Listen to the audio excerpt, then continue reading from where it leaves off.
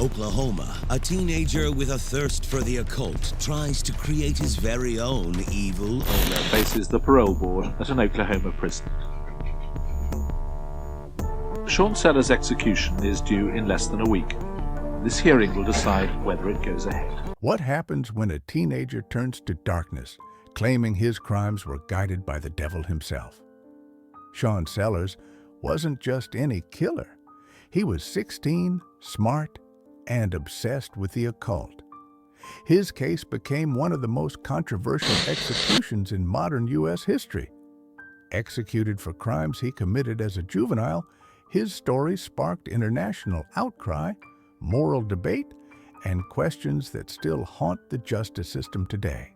Sean Sellers' descent into darkness wasn't sudden.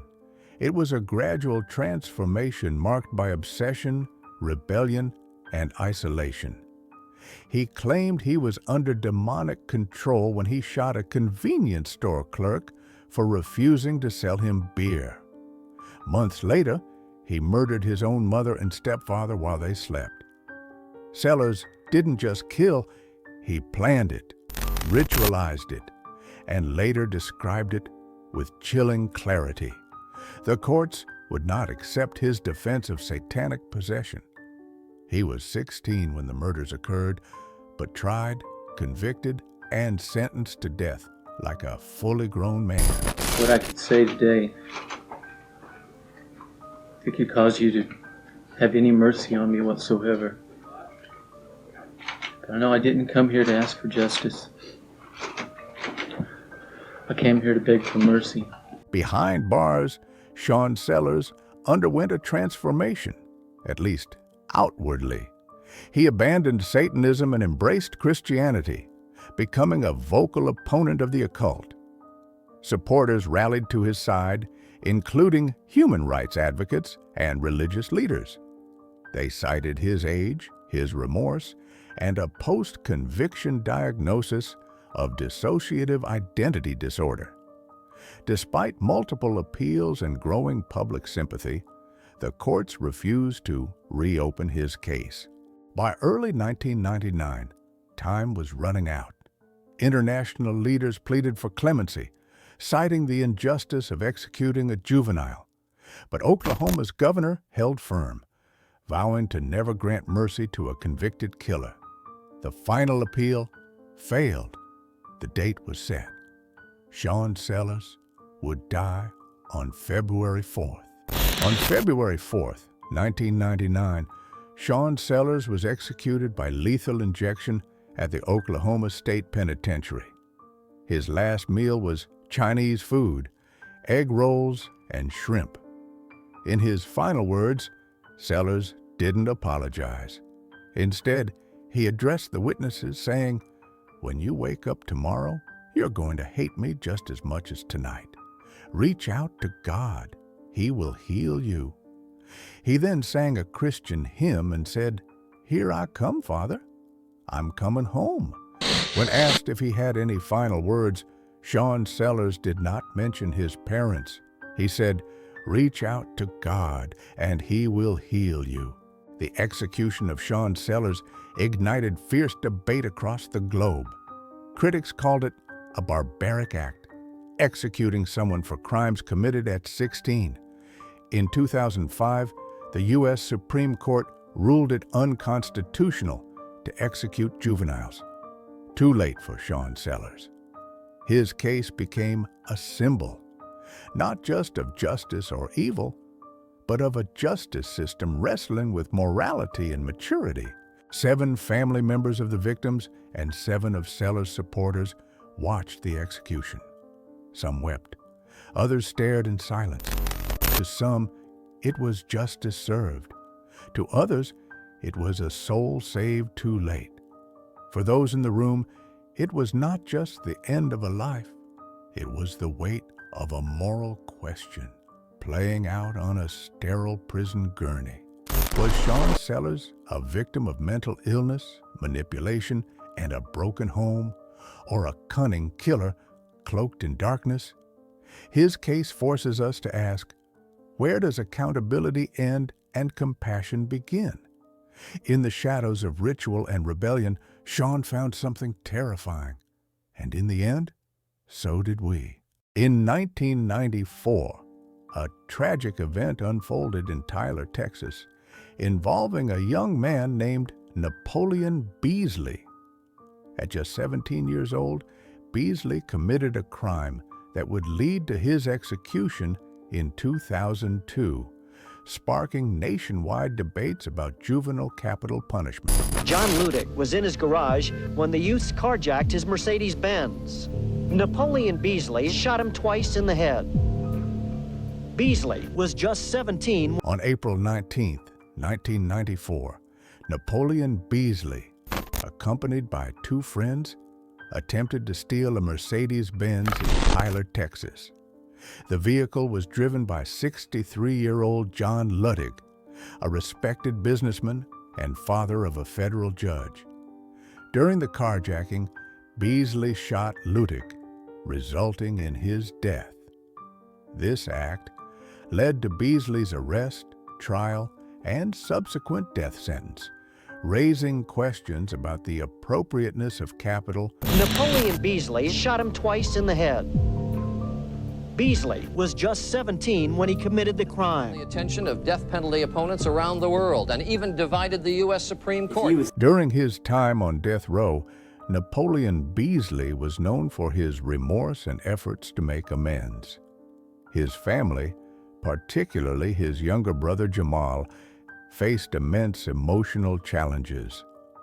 Jamal recounted the difficulty of addressing someone who had lost a sibling to lethal injection, highlighting the profound impact on their family dynamics.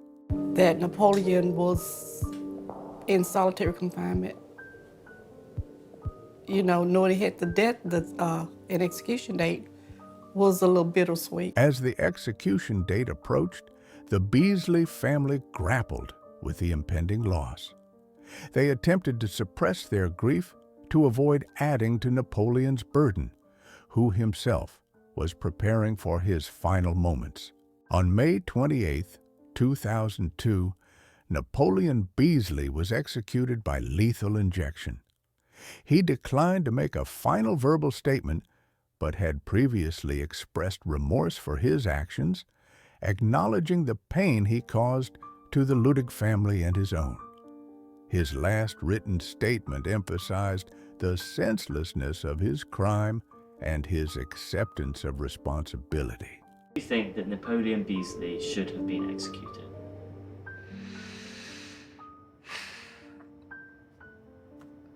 No.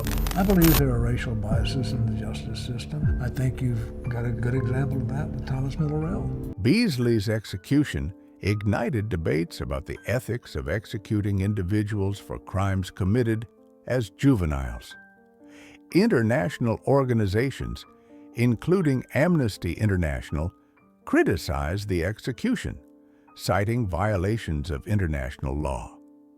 The case became a focal point in discussions about juvenile justice and capital punishment in the United States. In 1999, a tragic crime led to the deaths of Todd and Stacy Bagley in Texas. Brandon Bernard, then 18, was convicted for his involvement and sentenced to death. His execution in December 2020 sparked widespread debate about the fairness of his sentence and the broader implications of capital punishment. Well, Thursday night, Brandon Bernard became the 9th condemned man to die by lethal injection since the Trump administration resumed federal execution. He was an 18-year-old gang member when Todd and Stacy Bagley were abducted and shot. Bernard said they liked the car their bodies were in. 1999, Todd and Stacy Bagley were approached by a group of teenagers, including Brandon Bernard, who requested a ride. The couple was subsequently forced into the trunk of their car, robbed, and eventually shot by Christopher Valva. Bernard then set the vehicle on fire. While Valva was identified as the shooter, Bernard's role in the crime led to his conviction and death sentence. He was one of 5 teenagers accused of robbing the pair and forcing them into the boot of their car in Texas. During his 2 decades on death row, Bernard maintained a commendable record, engaging in outreach programs aimed at deterring youth from crime. His transformation garnered support from various advocates, including some jurors from his original trial and celebrities who petitioned for clemency on his behalf. Said he was a reformed character, genuinely remorseful. As Bernard's execution date approached, appeals for clemency intensified. Despite the outpouring of support and legal efforts, the Supreme Court declined to intervene, setting the stage for the impending execution. On December 10, 2020, at the federal penitentiary in Terre Haute, Indiana, Brandon Bernard was executed by lethal injection. His final meal consisted of a meat lover's pizza and a brownie. In his last words, Bernard expressed remorse to the Beasley family, stating, "I'm sorry. That's the only words that I can say that completely capture how I feel now and how I felt that day." I would like to tell them that I have tried to be a better person since that day. I can't imagine how they feel about losing their family, and I wish that we can all go back and change it.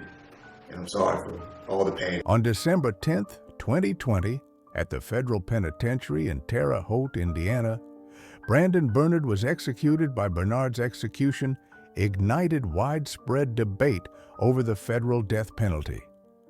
Advocates and public figures decried the decision, emphasizing his age at the time of the crime and his rehabilitative efforts. The case underscored the complexities and controversies surrounding capital punishment in the United States. They are vowing to protest every one of the executions being rushed through. Witnesses to Bernard's execution described a somber scene. Journalists and advocates present recounted the gravity of the moment, highlighting the emotional weight of witnessing such an event firsthand. "I'm sorry," he said. "That's the only words that I can say." Brandon Bernard's case serves as a poignant reflection on the intricacies of justice, redemption, and the moral implications of capital punishment. It challenges society to reevaluate the principles of punishment and the potential for rehabilitation, especially among youthful offenders. In 1999, a young couple, Todd and Stacy Beasley, were brutally murdered in Texas. Years later, Christopher Valva, just 19 at the time of the crime, faced execution. His case became a flashpoint in America's renewed federal executions, raising urgent questions about justice, race, and redemption. With his life hanging by a thread, Valva's story captured national attention, sparking protests and pleas for mercy. A 7th execution took place at the federal penitentiary in Terre Haute. A Texas jury convicted Christopher Valva in the 1999. Christopher Valva's execution could happen any minute. He's the first black inmate scheduled to die this year. Christopher Valva, alongside a group of young men, crossed a line that would define their lives. In June 1999, they carjacked Todd and Stacy Beasley, newlywed youth ministers from Iowa. The couple was forced into the trunk of their car, prayed and sang hymns, pleading for their lives. Valva ultimately shot them both, and Brandon Bernard set the vehicle ablaze. The brutal details of the crime sealed Valva's fate in court, where prosecutors portrayed him as the ringleader of a gang, using racial stereotypes to sway a nearly all-white jury. They carjacked Todd and Stacy Beasley on their way home from church. For over 20 years on death row, Valva transformed. Behind bars, he embraced Messianic Judaism, ministered to fellow inmates, and expressed deep remorse for his crimes. His mother, Lisa Brown, tirelessly fought for his life, Pleading directly with President Trump for clemency, friends, family, and activists rallied, highlighting his growth and arguing that a man so changed should not be put to death. But time was slipping away. Now he ministers regularly to fellow inmates. 8 of those inmates wrote character statements about Christopher. As the execution date loomed, emotions ran high. Outside the Terre Haute prison, protesters gathered in candlelight vigils. Valva's mother prepared to witness her son's final moments, even as she clung to hope for a last-minute reprieve. Across the nation, the countdown had begun. September 24th, 2020, the day Christopher Valva met his fate. His final meal? Pizza, though he joked with his mother, it lacked toppings. In his last words, Valva prayed for peace for the Beasley family, expressing sorrow but accepting his end. At 6:46 p.m., he was pronounced dead by lethal injection. Todd Beasley's mother reminded the world the focus should remain on the innocent lives lost, Todd and Stacy. Christopher Valva executed here at the federal prison in Terre Haute at 6:46 p.m. Valva's execution ignited debates across America. Activists decried a system they claimed was steeped in racial bias. Legal experts questioned the rush of federal executions during a pandemic and a pending presidential transition. Public opinion remained deeply divided. Was justice served, or was it another life lost to a flawed system? The echoes of Valva's case continued to resonate in the national conscience. Inside the execution chamber, witnesses saw Valva's final moments unfold. According to reports, he opened his eyes wide as the lethal injection began, looked at his mother one last time, and then turned his head toward her as life left his body. A hush fell over the room. For Valva's mother, it was a moment of both heartbreak and final release, the end of a 21-year ordeal. To Todd and Stacy's family, I am so sorry for your loss. I've never been able to tell you that because I was told I could not have access to you. My son wants you to know that he is deeply remorseful for the pain that he has caused you. The story of Christopher Valva is not easily closed. It raises unsettling questions about justice, race, redemption, and the finality of capital punishment. In the end, Valva's life ended with prayers, pleas, and unfinished conversations. A reminder of the enduring complexities surrounding life and death in America's justice system. It was Christmas time, 1992, in Dayton, Ohio. But instead of peace, terror swept through the city. A group of estranged teenagers known as the Downtown Posse went on a horrifying killing spree, leaving 6 dead and countless lives shattered.